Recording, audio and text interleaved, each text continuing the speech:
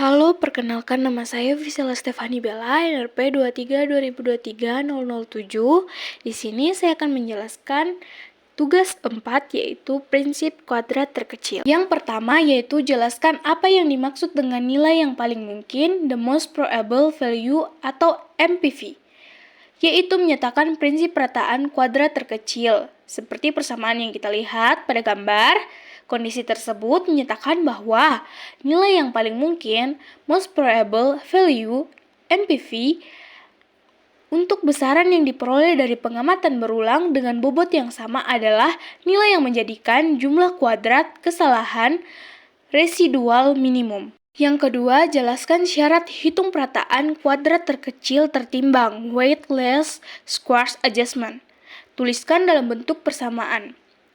Syarat untuk hitung perataan kuadrat terkecil tertimbang adalah nilai yang paling mungkin untuk besaran yang diperoleh dari pengamatan berulang yang memiliki bobot bervariasi dengan nilai yang menjadikan jumlah perkalian antara bobot dengan kuadrat residu masing-masing adalah minimum. Syarat hitung perataan kuadrat terkecil tertimbang dalam bentuk persamaan adalah sebagai berikut. W1 V1 kuadrat ditambah W2 V2 kuadrat ditambah Wn Vn kuadrat sama dengan sigma WV kuadrat sama dengan minimum.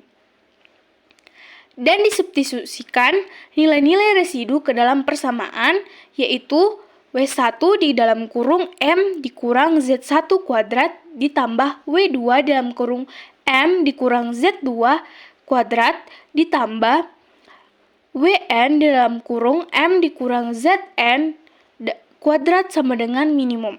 Syarat minimum diberlakukan dengan menurunkan persamaan terhadap M dan mengatur persamaan yang dihasilkan sama dengan 0, sehingga dapat diperoleh hasil sebagai berikut, yaitu 2W1 di dalam kurung M dikurang Z1 kuadrat 1 ditambah 2W2 di dalam kurung M dikurang Z2 kuadrat 1 ditambah 2Wn di dalam kurung M dikurang Zn kuadrat 1 sama dengan 0. 3. Apa yang dimaksud dengan model stokastik dan apa fungsi model stokastik dalam hitung perataan?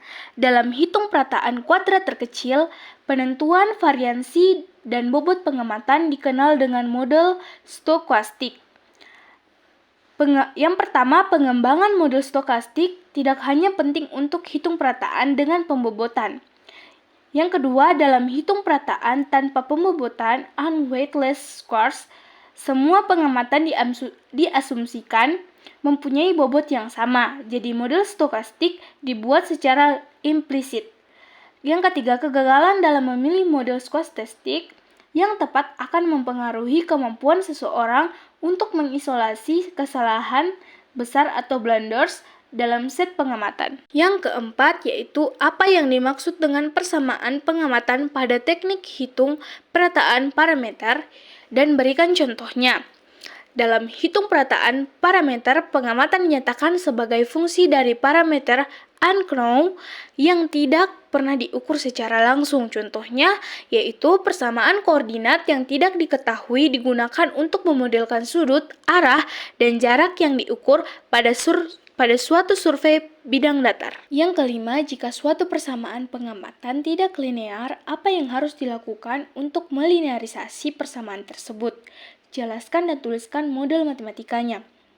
Di dalam perataan parameter, fungsi umum berbentuk non-linear diubah ke dalam bentuk linear melalui uraian Dirac-Taylor.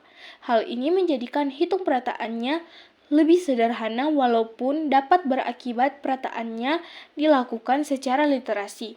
Andaikan fungsi non-linearnya berbentuk 1i sama dengan fi x, y, z, di mana parameternya 3 buah yaitu x, y, dan z dan banyaknya besaran yang diukur. Menurut uraian Dirac-Taylor yaitu seperti yang kita lihat pada gambar di atas, yaitu uraian parameter-parameter dari Dirac-Taylor di mana f, X derajat, Y derajat, dan Z derajat merupakan harga awal deret atau merupakan harga pendekatan 1i. Sebutlah F, X derajat, Y derajat, dan Z derajat sama dengan 10, dx sama dengan X dikurang X0, dy sama dengan Y dikurang Y0, dan dz sama dengan Z dikurang Z0. Untuk dx, dy, dan dz yang cukup kecil artinya X, X0, Y, Y0, dan Z, Z0. Kita dapat mengabaikan suku-suku berderajat 2 dan seterusnya sehingga persamaannya menjadi berbentuk linear seperti contoh yang kita lihat parameter-parameter dari yang sudah berbentuk linear tersebut. Dan nomor 6, pertama-tama kita harus atur persamaan di atas terlebih dahulu, yaitu jumlah persamaan kiri sama dengan nilai koreksi Fi. Yang kedua, buat persamaan total square residual sama seperti pada gambar yang telah kita cantumkan. Yang ketiga, lakukan penurunan. Yang pertama, turunan terhadap A dan turunan terhadap B. Yang keempat, simplify the equation. Yang terhadap A dan terhadap B. Yang kelima, determinan A dan B, values B eliminating the simple equation. Keenam, determinan F 1, 2, 3, values B substituting A and B values to the equation 1.1, 1.2, and 1.3.